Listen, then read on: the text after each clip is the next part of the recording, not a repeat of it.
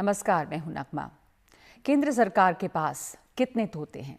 ये सवाल इसलिए पूछा कि सीबीआई को सरकार का तोता कहा जाता रहा है और उसके इशारे पर ही सीबीआई बोलती है, जांच करती है। मई 2013 में यूपीए सरकार के दौर में खुद सुप्रीम कोर्ट की एक बेंच ने कोयला घोटाले के मामले, जो कि कोलगेट के नाम से सुर्खियों में आया, उसकी सुनवाई करते हुए सख्त टिप्पणी की थी और कहा था कि सीबीआई पिंजरे में बंद तोते जैसी हो गई है, केज्ड पैरट, जो सिर्फ अपने राजनीतिक आकाओं की भाषा बोलती है। वो यूपीए के दौर की बात है, तब भी सीपीआई का घोर दुरुपयोग हुआ और अब एनडीए का दौर है। वक्त बदला है लेकिन रवायत नहीं बदली। सीबीआई को लेकर ये सवाल अब और गाढ़े हो गए हैं। विधानसभा चुनावों से पहले तो कई बार लगता है जैसे सीबीआई की नींद अभी अभी खुली हो, जैसे अब बंगाल में चुनाव करीब हैं, लेकिन उससे ठीक पहले रविवार को सीबीआई की एक टीम ममता बनर्जी के भतीजे अभिषेक बनर्जी के घर पहुंच गई, उनकी पत्नी को पूछताछ का नोटिस देने। ये पूछताछ कोयला घोटाले के सिलसिले में होनी है। इस मामले में कुछ राज्यों में पड़े छापों में अभिषेक बनर्जी की पत्नी रुजिरा बनर्जी और उनकी बहन का नाम सामने आया है।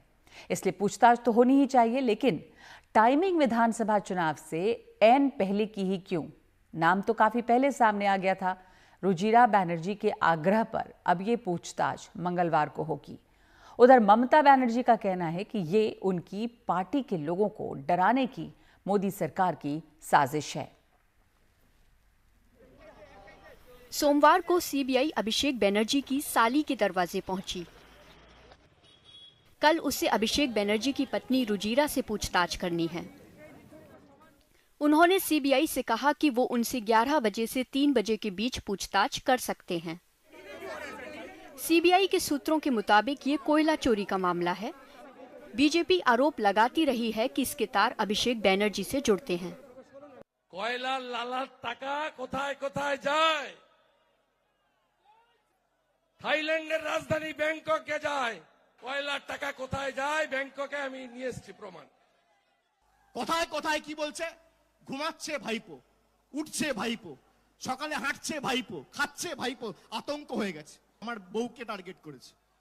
सीबीआई का रविवार को उनके घर पहुंचने के कुछ ही देर बाद अभिषेक बनर्जी ने ट्वीट किया और कहा वो नहीं डरेंगे ऐसे एक्शन से। ममता बनर्जी ने ट्वीट किया पर उनका मनोभाव वो स्पष्ट कर दिया और जबरदस्त तरीके से। কোনো বলছে দিল্লির কোনো নেতা বাঙালিদের মেরুদণ্ড কি করে ভেঙে দিতে হয় আমরা জানি। আমি বলি আসুন না একটু চেষ্টা করে দেখুন না। অনেকবার তো ভেঙে দেওয়ার চেষ্টা করেছেন, আজও করছেন। আপনাদের ধমকানি চমকানি আর জেল টেল দেখি প্লিজ আমাদের ভয় দেখাবেন না।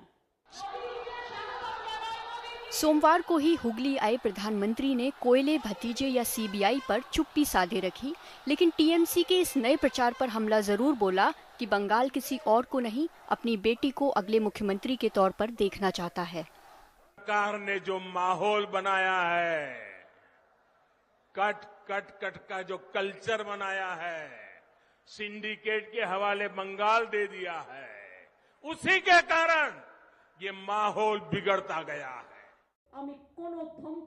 चुनाव की तारीखें किसी भी दिन आ सकती हैं। बंगाल का प्रेशर कुकर बिल्कुल फटने को है। सीबीआई की कार्रवाई ने तापमान और बढ़ा दिया है। कोलकाता से सौरभ गुप्ता के साथ मोनीदीपा बनर्जी की रिपोर्ट, एनडीटीवी इंडिया।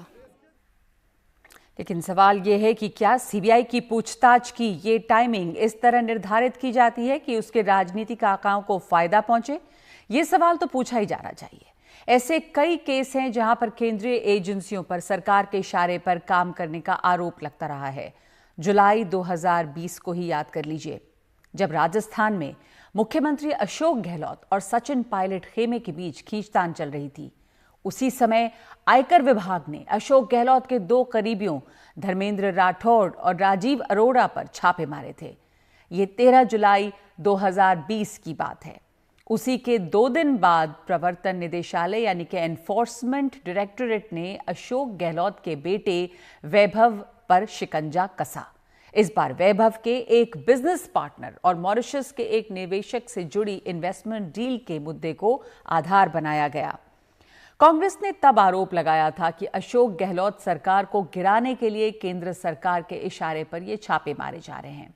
ऐसे कई मामले हैं जब इस तरह के आरोप सरकार पर लगते रहे हैं। मोदी सरकार के पहले दौर में ही दिल्ली के मुख्यमंत्री अरविंद केजरीवाल का दफ्तर केंद्रीय एजेंसियों के निशाने पर रहा। उन मामलों में क्या हुआ, अब क्यों नहीं उनमें वैसी तेजी दिखाई देती? क्या सब कुछ टाइमिंग से होता है? जैसे 2019 के आम चुनाव से ठीक पहले सीबीआई ने कोलकाता के पुलिस कमिश्नर राजीव कुमार के दफ्तर पर बिना वारंट छापा मारा। उस केस का क्या हुआ, वो किस स्टेज में है? ऐसे ही आरोप कांग्रेस के वरिष्ठ नेता और पूर्व वित्त मंत्री पी चिदंबरम पर सीबीआई और ईडी के शिकंजे को लेकर लगते रहे हैं। चिदंबरम पर आरोप लगा कि 2007 में उनके वित्त मंत्री रहते हुए आईएनएक्स मीडिया को गलत तरीके से विदेश से 305 करोड़ के फंड मुहैया कराए गए और चिदंबरम ने फंड्स के ट्रांसफर के लिए फॉरेन इन्वेस्टमेंट प्रमोशन बोर्ड की ओर क्लीन चिट दिलाई। सीबीआई के अलावा ईडी ने भी इस मामले में चिदंबरम के खिलाफ केस दर्ज किए। 105 दिन तक तिहाड़ जेल में रहने के बाद पी चिदंबरम जमानत पर बाहर आ गए। कांग्रेस नेता डीके शिव कुमार पर ईडी के शिकंजे को लेकर भी इसी तरह के आरोप लगे। राजनीति में विपक्षी पार्टियों के नेताओं पर इस तरह के कई केस हैं जिनमें आरोप लगता है कि केंद्रीय एजेंसियों का इस्तेमाल उन्हें परेशान करने के लिए हो रहा है। ऐसा नहीं है कि सभी मामले गलत ही होंगे, लेकिन सवाल तब उठता है जब ऐसे मामलों की जांच तब सक्रिय होती है जब कोई विपक्षी नेता ज्यादा सक्रिय हो जाए या फिर सत्ताधारी दल के लिए परेशानी बनने लगे। और तो और सुशांत सिंह राजपूत खुदकुशी केस को याद कीजिए। जिस तरह केंद्र सरकार की 3 एजेंसियां अचानक से सक्रिय हो गईं, उसे लेकर भी सवाल उठने लगे।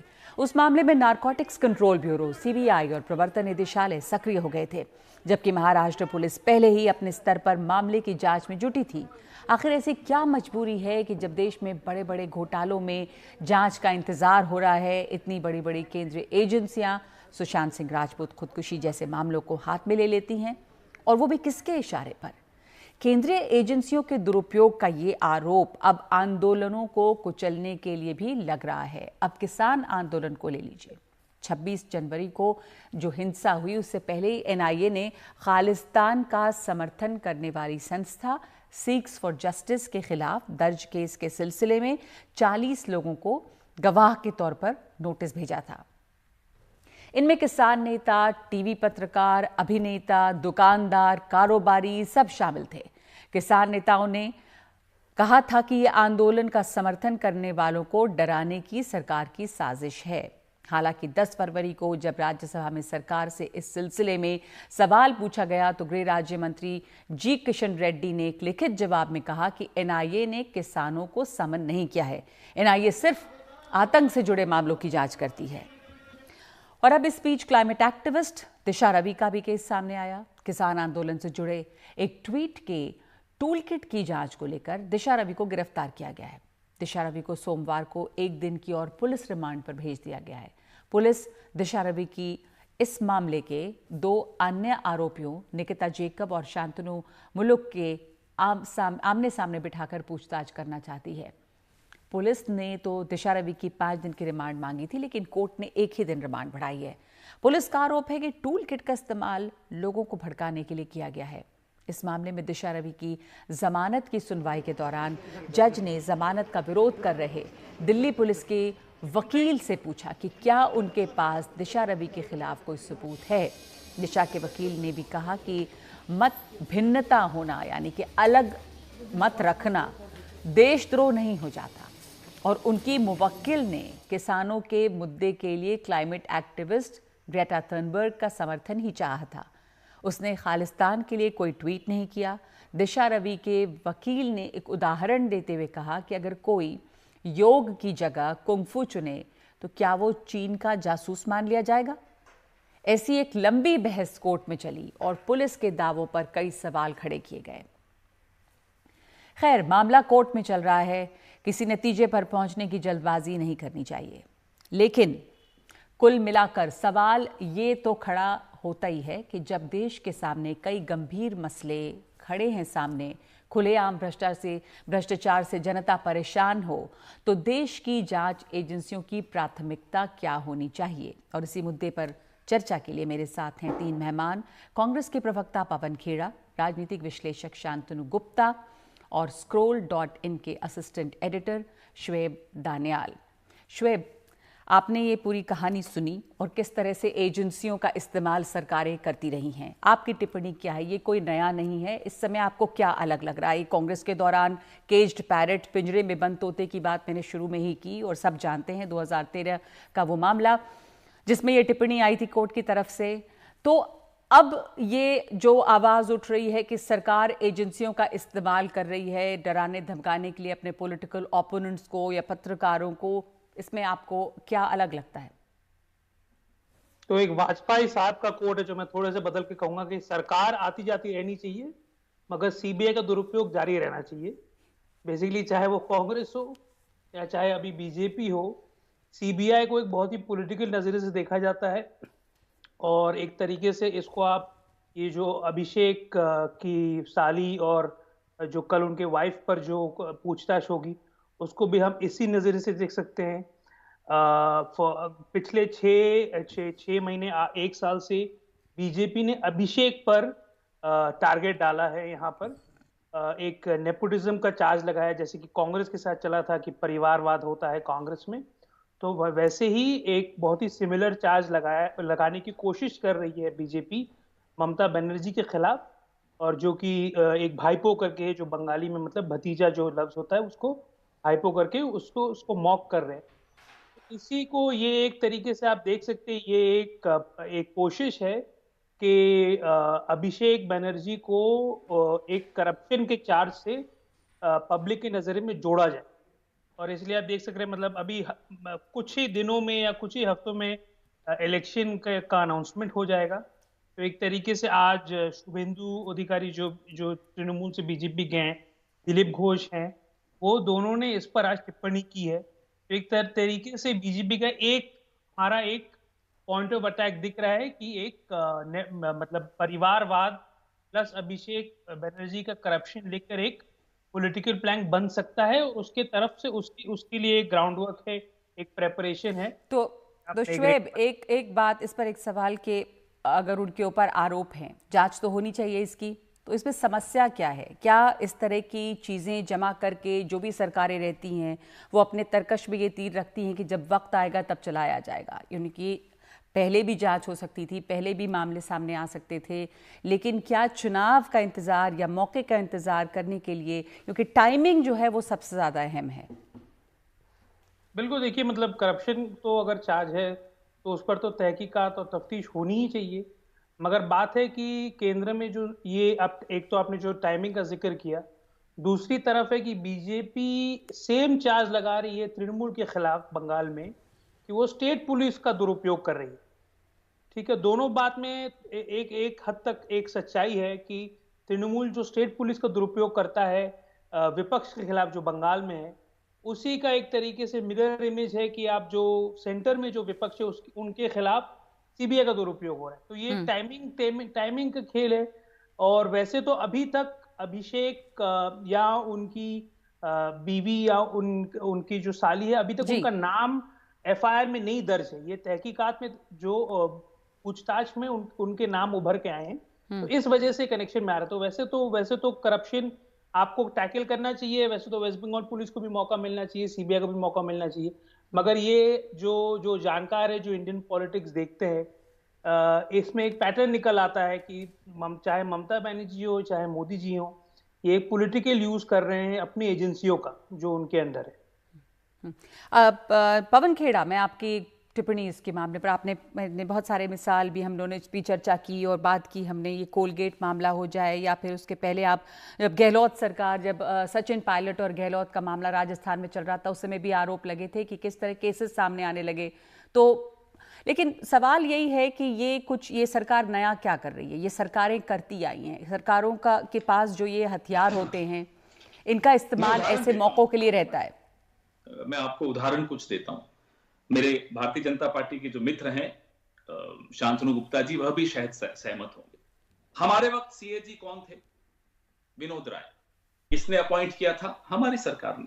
क्या उन्होंने तोते की तरह काम किया उस वक्त? गलत किया, सही किया, उस पर हम कभी चर्चा करेंगे जरूर। क्या वो was he a parrot of the government? No. हमारे वक्त की जुडिशरी हमारे खिलाफ कितने उन्होंने ऑर्डर्स पास किए? मैं अब तुलना नहीं करूंगा, जुडिशरी के विषय में ज्यादा नहीं बोलना चाहिए। मैं सिर्फ कुछ उदाहरण देना चाह रहा हूं आपको भी और हमारे मित्र को भी। हमारे वक्त मीडिया रोज 9 बजे, आपका चैनल, माफ कीजिएगा, आप तो तब भी हमारे खिलाफ बोलती थी, हम सरकार में थे, हमने तो नहीं सुना कि आपने कभी हमारी कोई तारीफ की हो। आप अपना काम कर रही थी, आप हमारे खिलाफ बोलती थी। उस वक्त प्राइम टाइम सारा कांग्रेस की सरकार के खिलाफ होता था, कहीं उनको दबाने की, चुप कराने की कोई कुचेष्टा नहीं की गई। आज तुलना कीजिए, आप तो कहती हैं एजेंसीज में तोते बैठे हैं, माफ कीजिएगा, मीडिया का बहुत बड़ा हिस्सा है जहां उनके अपने कौवे बैठे हैं इस सरकार के। अब है ये एक फर्क सामने नजर आ रहा है। हर एजेंसी में एक पूरी लिस्ट किसी ने बनाई, कल ट्विटर पे मैं देख रहा था, कौन कौन ऐसे अधिकारी हैं जिनसे मोदी जी और अमित शाह का एक दर्द का रिश्ता है, पुराने रिश्ते हैं, गुजरात के रिश्ते हैं। जब मोदी जी और अमित शाह के कई काम उन्होंने छिपाए या करने में उनकी मदद की, उन तमाम अधिकारियों को आज सही जगह पे लगाया जाता है और फिर उन अधिकारियों से ये सारे काम कराए जाते हैं। ये सरकार सिर्फ और सिर्फ हेडलाइन मैनेजमेंट कैसे की जाए, कैसे अपने विरोधियों को पस्त किया जाए, कैसे उन्हें तंग किया जाए, परेशान किया जाए, उसके अलावा सरकार चलती हुई कहीं नहीं दिख रही आपको। अर्थव्यवस्था में नहीं दिख रही, सामाजिक शांति में नहीं दिख रही, कहीं कोई महिला सुरक्षा में नहीं दिख रही, किसी भी क्षेत्र में बेरोजगारी हटाने में सरकार का कोई काम नहीं दिख रहा। सरकार का काम दिख रहा है तो सिर्फ इसमें कैसे कभी चिदम्बरम जी को तंग किया जाए, कभी ममता जी को तंग किया जाए, कभी चिदम्बरम मैं जी, आपको एक अगर और उदाहरण देता हूं, चिदम्बरम जी या ममता जी जो भी हैं वो मौके हैं, माफ कीजिएगा, एक उदाहरण रह गया। पवन जी, मैं सिर्फ ये कह रही हूँ कि ऐसा नहीं है कि बिना किसी बुनियाद के तंग किया था। जब मामले हैं तो उस पर जांच होगी। मैं पूछ रही हूँ कि टाइमिंग जो है वो, हाँ, उस पर सवाल हो सकता है कि क्या इसका इस्तेमाल उसी वक्त किया जाता है जब जरूरत पड़े और उन चीजों को दबा के रखा जाता है। जाहिर है कि मामले ऐसे होते हैं। हेमंता बिस्वा शर्मा के खिलाफ आसाम के पिछले चुनाव से पहले एक व्हाइट पेपर, श्वेत पत्र भारतीय जनता पार्टी निकालती। कहां है वो व्हाइट पेपर और कहां है हेमंता बिस्वा शर्मा? मैं आपको एक और उदाहरण देता हूं, एकनाथ खड़से। जब इनके साथ थे तब कुछ और, अब इनके साथ नहीं है तो ईडी भी तैयार हो गई, सीबीआई भी तैयार हो गई। ना केवल टाइमिंग, विड्रॉ करने की टाइमिंग देखिए आप। हेमंता बिस्वा शर्मा सबसे बड़ा उदाहरण है इसका। नॉर्थ ईस्ट की पॉलिटिक्स में आप कई ऐसे आपको मैं पात्र लाकर देता हूं जिनके खिलाफ पहले तो नोटिस, ये वो सब कुछ हुआ, अब वो इनके साथ है तो नोटिस खत्म। ठीक है, या जांच धीमी हो गई। ठीक, पवन खेड़ा, मैं वापस आऊंगी आपके पास। शांतनु को जवाब देने दीजिए। कांग्रेस के समय जो, अगर आप कहेंगे कि हुआ, इनका कहना है कि हमारे समय जो हुआ ऐसा नहीं हुआ जो अब देखा जा रहा है, मीडिया को दबाया जा रहा है। हाल के दिनों में याद आ रहा है कि न्यूज़ क्लिक एक इंडिपेंडेंट मीडिया प्लेटफॉर्म, उस पर भी एनफोर्समेंट डायरेक्टरेट की रेड्स हो रही थी। और उसके अलावा अगर हम आंदोलनों की बात करें तो एनआईए उनको खालिस्तान से जोड़कर जिस तरह के मामले सामने आए, ये किसानों ने कहा कि डराने के लिए या आंदोलनों को कुचलने के लिए इसका इस्तेमाल हो रहा है। दिशा रवि की मिसाल है, जो वो टूल किट का मामला है, ये तमाम चीज़ें। दिशा रवि के वकील ने आज ये बात कही है कि मत की भिन्नता जो होती है वो सेडिशन तो नहीं हो सकती, वो देशद्रोह नहीं हो सकती। तो जैसे एजेंसियों का इस्तेमाल होता था, शांतनु, अब उसको बहुत सारी चीज़ों को दबाने के लिए, ऐसा आरोप है, खबरों को, आंदोलनों को दबाने के लिए किया जाता है। देखिए, पवन खेरा जी ने कहा, बड़ा गंदा लफ्ज इस्तेमाल करा कि मीडिया के कौवे पाले हुए हैं। अब मीडिया से उनको दिक्कत है, अगर वो आपकी पार्टी को नहीं दिखा रही है तो वो अपनी पार्टी की जो उपलब्धियां हैं उस पर देखिए। देखिए, मैं मीडिया के कम से कम 5 डिबेट डेली करता हूं, सब में 4 या 5 लोग होते हैं, विपक्ष के भी लोग होते हैं, पक्ष के भी लोग होते हैं। मैंने तो कोई डिबेट ऐसी नहीं करी इसमें मैं अकेला बैठा था और दूसरा कोई नहीं था। पवन जी के साथ बहुत सारी डिबेट होती है। पवन जी को कैसे मौका मिल जाता है अगर मीडिया को इतना दबाया जाता है? तो ये एक तरह से विक्टिम कार्ड खेलने का तरीका है। मेरे ख्याल से अब ये जनता भी समझ गई है। इन्होंने खुद ही मान लिया कि विनोद राय जी तोते नहीं थे और जिन्होंने 2G से हम निकाला था वो सही था। हाँ, सबूत न मिलने के कारण शायद ए राजा जी कुछ समय बाहर है। देखिए, अभी जब वेस्ट बंगाल की बात कर रहे हैं, वो केस है क्या? वो एक तो अभी का केस नहीं है, वो 1-1.5 साल पहले से जांच हो रही है। ईस्टर्न कोल जो फील्ड है ECL में, उसमें विजिलेंस की जांच हुई, इसमें इलीगल ट्रक मिले, इलीगल कोल पकड़ा गया, इलीगल इक्विपमेंट मिले, इलीगल वेइंग मशीन्स भी मिली वहां पे, जो जिसमें नेक्सस मिला, जिसमें सेंट्रल गवर्नमेंट के अधिकारियों के अगेंस्ट में FIR है, ECL ऑफिशियल्स में, CISF ऑफिशियल्स में, इंडियन रेलवे के ऑफिशियल्स में।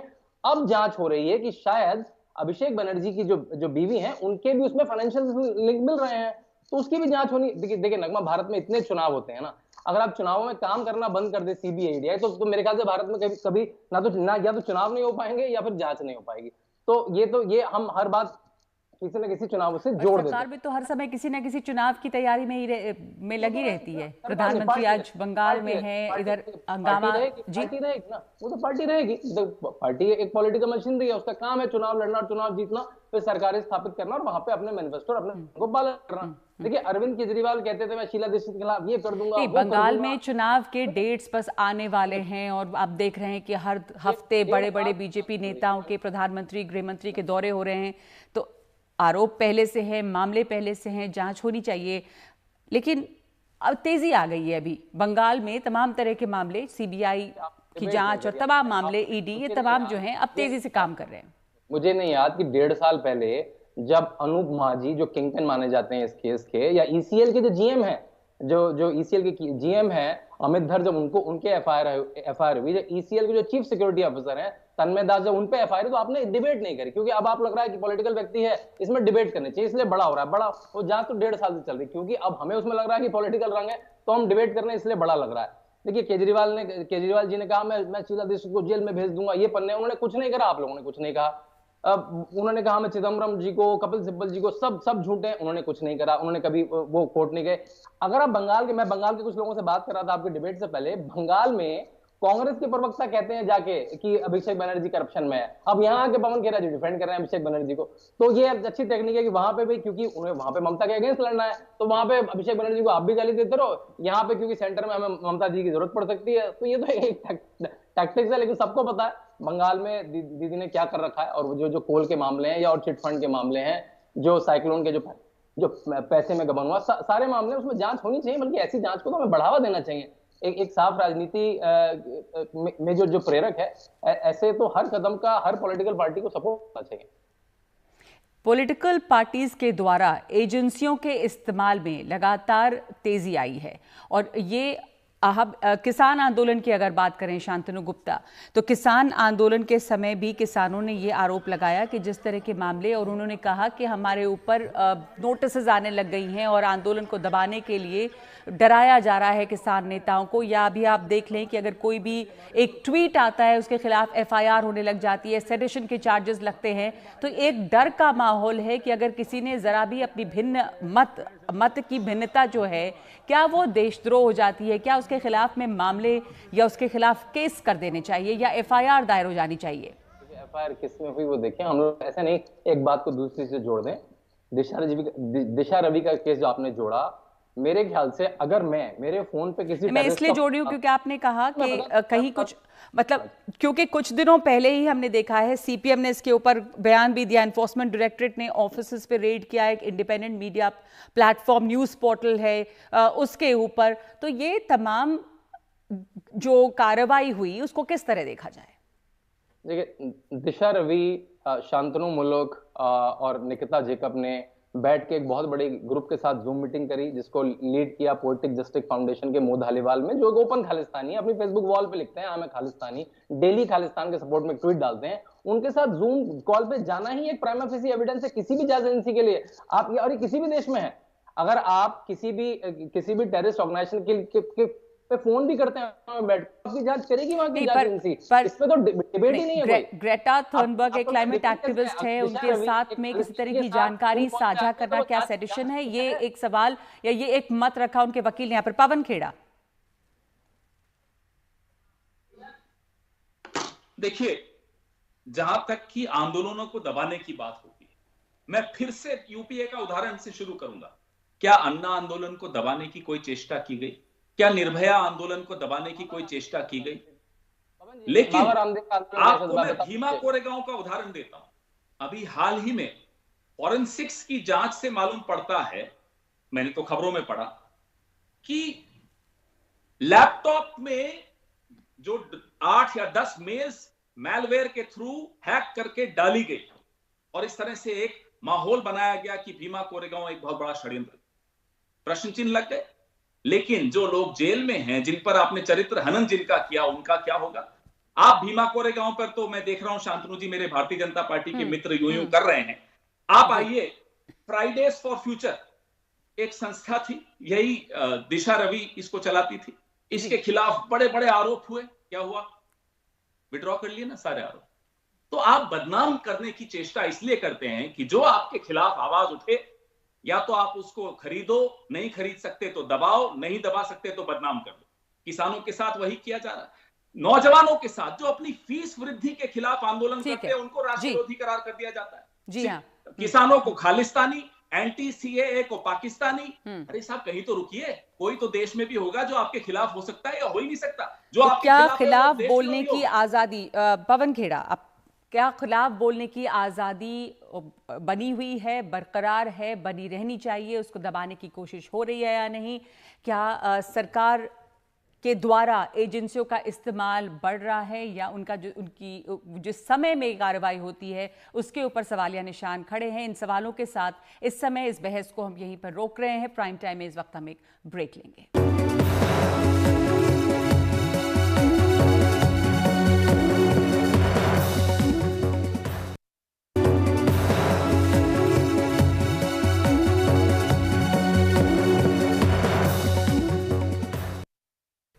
कहते हैं कि जिसका कोई नहीं उसका दिल्ली का जंतर मंतर है। कम से कम वहां जाकर अपनी शिकायत तो रखी जा सकती है।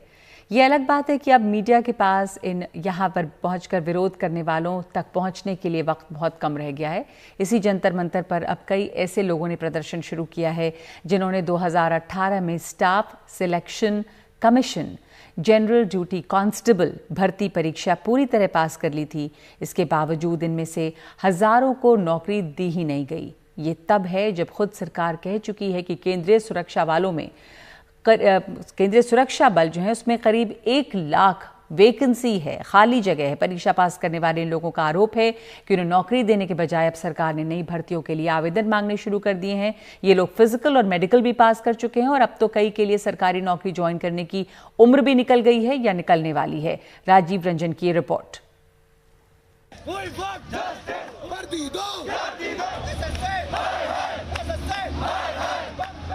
दिल्ली के जंतर मंतर पर बैठे इन प्रदर्शनकारियों को पुलिस ने समझाया और फिर हटाने के लिए लाठी चलाई। पुलिस के खिलाफ नारे भी लगे। ये वो बेरोजगार हैं जिन्होंने 3 साल पहले SSC GD की परीक्षा पास की, फिजिकल और मेडिकल कसौटियों पर भी खरे उतरे, लेकिन इन्हें नौकरी नहीं दी गई। करीब 60,000 भर्तियां होनी थी, 55,000 हुई, इनको छोड़ दिया गया। वैसे कुल 1,09,000 लोग हैं जो इस नौकरी के दावेदार हैं। इनमें से कई की उम्र किसी सरकारी नौकरी के लिए निकल भी गई। मेरे 3 सिस्टर हैं, ना उनकी अभी शादी की है। हम बहुत ही गरीब परिवार से हैं सर। रहने के लिए एक झोपड़ी है और ना रहने के लिए कुछ भी नहीं है। माँ का एक सहारा था, मेहनत मजदूरी करके उसने मेरे को कोचिंग करवाई, कोचिंग की फीसें भरी और 3 साल मेरे को तैयार करने के बाद भी मैं 0.02 से रह गया SSC GD में। तो मैं सरकार से एक ही अपील करना चाहता हूँ, ऑल कैंडिडेट को जोनिंग दे। हमारे पास अब मैं ओवरएज भी हो गया हूँ, ना मैं कोई भर्ती देख सकता, नहीं कोई हमारा सपना वो चूर हो गया। हम बस ये चाहते हैं कि हमारी ज्वाइनिंग हो, क्योंकि इनके पास जब पद खाली पड़े हैं तो हमको क्यों नहीं लिया जा रहा, क्योंकि हम medical fit, return fit, physical fit सब कुछ हमने सारी स्टेज पास कर लिया। हम तो ये चाहते हैं कि बस सरकार हमको भर्ती कर ले, क्योंकि हमें अगर 6 महीने तक ये रखेंगे भी ना, हम बॉर्डर पे की सिक्योरिटी करने के लिए तैयार हैं, क्योंकि हम तनख्वाह भी नहीं चाह रहे हैं, लेकिन हमको बस ज्वाइनिंग था। अगर इनके पास जो है ना मतलब वित्त नहीं है ना तो हम वो भी स्वीकार है, लेकिन हमको बस ज्वाइनिंग चाहिए, क्योंकि हम जो है ना हमारे पास लास्ट मौका है, क्योंकि हम अब दोबारा से एग्जाम नहीं दे सकते, हमारी ओवर एज हो चुकी है। अपनी कहानी बताते मेघा डबरवाल की आंखें डबडबा जाती है। मैट्रिक पास योग्यता वाले इस पद में मेघा M.Com है, NCC का भी सर्टिफिकेट है, पर भर्ती नहीं हो पाई। जो पास हुए उनके लिए पैरामिलिट्री फोर्स में सिपाही बनने का रास्ता साफ हुआ। आज तक का इतिहास उठा के देख लीजिए, फाइनल ईयर में अगर किसी लड़की को NCC मिली होगी तो मैंने फाइनल ईयर में NCC इसलिए ली थी कि मैं आगे चल के देश की सेवा कर सकूं। 3 साल NCC करने के बाद, NSS करने के बाद और स्पोर्ट्स में नेशनल लेवल तक खेलने के बाद जब मैं मेरिट लिस्ट से बाहर हूं तो बहुत अखर थी सर कि कम नंबर वाले मेरिट में शामिल है और हम योग्य होके भी यहाँ रोड पर बैठे। अब आपके पास कोई विकल्प नहीं है? कोई विकल्प नहीं सर, हम लोग 3 बहन हैं, पापा मजदूरी करते हैं और मैं बड़ी हूँ घर में, तो सबसे बड़ी होने के नाते मैंने यही सोची थी कि सबसे मतलब मैं अपने परिवार को संभालूं, अपने परिवार का देखरेख करूं, क्योंकि भाई तो है ही, हम लोग 3 बहन हैं और घर में बड़ी होने के नाते एक लड़के की भांति मैंने अपने आप को बना के रखी हूँ। सरकार से बस यही मांगे कि ऑल मेडिकल फिट को ज्वाइनिंग दी जाए, क्योंकि हम लोग शारीरिक और मानसिक रूप से बहुत प्रताड़ित हो गए हैं। कई लोग ने आत्महत्या कर ली है। ऐसा न हो कि ये जो युवा है देश हित की रक्षा करने की खातिर गलत रास्ते पे आ जाए। मेघा अकेले नहीं, यहाँ हर युवा का अपना दर्द, अपनी कहानी है। पश्चिम बंगाल के सुष्मिता के घर में कोई कमाने वाला नहीं। अगर हमें नौकरी मिल जाती तो मेरा जो छोटा भाई है वो अच्छे से पढ़ पाएगी, खाना खा पाएगी। तो लगता है आपके सारे सपने आपके लगभग टूट गए हैं? सारे सपने टूट गए हैं सर। और जब छोटी थी तब से मम्मी छोड़ के गई है। हम 2 बहन, छोटी भाई थी, हमने बहुत मेहनत करके यहाँ तक आई हूँ सर। हर रोज बहुत मेहनत की हूँ सर। उसके बाद भी हमें ज्वाइनिंग नहीं दिया गया सर। हमें सरकार से यही विनती है कि वो हमें ज्वाइनिंग दे दे सबको, ऑल मेडिकल फिट को। बहुत दिक्कत आ रही है सर, हमें घर में बहुत परेशानी आ रही है, रहने नहीं पा रही सर घर में। इस भीड़ में आस एक बार तब जगी जब इसी पद के लिए सरकार की तरफ से वैकेंसी फिर से निकली। पहले ही करीब 5000 कम लोगों को नियुक्ति पत्र मिला था, फिर नई वैकेंसी ने इन सबको उम्मीद दी है। इन्होंने सिर्फ 55,000 पदों पे ही कैंडिडेट को ज्वाइनिंग दी है, नियुक्ति पत्र जारी किया है, जबकि हमारे पास जो वैकेंसी निकाली थी इन्होंने 60,210, उसमें 5,000 खाली पद छोड़ दिए हैं। और अभी नित्यानंद राय जी ने अभी संसद भवन में अपना बयान दिया था कि केंद्रीय बलों में 1,09,000 पद जो हैं वो खाली पड़े हुए हैं ऑलरेडी। तो हम 55,000 जो बचे हुए कैंडिडेट हैं उनको क्यों नहीं ले रहे हैं? देश के लिए आप लोग कुछ करना चाह रहे हैं? आप लोग जी, इसीलिए तो हम यहाँ आए हैं, इसीलिए तो हम यहाँ धरने के लिए हैं, नहीं तो बैठे रहते घर पे। हम देश की सेवा ही करने तो आए हैं, हमारी बहनें भी कर रहे हैं। सरकार कहती है बेटी पढ़ाओ बेटी बचाओ, लेकिन सड़क पे बैठाओ, क्या यही नीति है सरकार की? गौरतलब है कि पिछले साल सितंबर में गृह राज्य मंत्री ने संसद में बयान दिया है कि केंद्रीय पुलिस बलों में 1 लाख पद खाली पड़े हैं। अब ये धक्के खा रहे हैं 3 साल से, और वो भी 1,09,000 मेडिकल फिट हुए, यानी कि 50-50 यहाँ भी चल गया, यानी 54,000 वहाँ ले लिए और 54 ये सड़क पे छोड़ दिए। ये गंभीर सवाल है। रोना लंबी भर्ती प्रक्रिया का भी है। 2018 की वैकेंसी रिजल्ट 2021 में आवेदन करने वालों की दलील है कि वो तमाम क्राइटेरिया में फिट हैं, लेकिन 3 साल के इस लंबे अंतराल की वजह से बहुत सारे लोगों की उम्र अब किसी नौकरी के लिए आवेदन करने लायक भी नहीं रही। इन युवाओं की मांग इस लिहाज से वाजिब लगती है कि जब सरकार के पास इतनी बड़ी संख्या में उपयुक्त उम्मीदवार मौजूद हैं, तो फिर चयन के लिए नए सिरे से कवायद करने की क्या जरूरत है? दिल्ली के जंतर मंतर से कैमरामैन पूजा आर्या के साथ राजीव रंजन, NDTV इंडिया।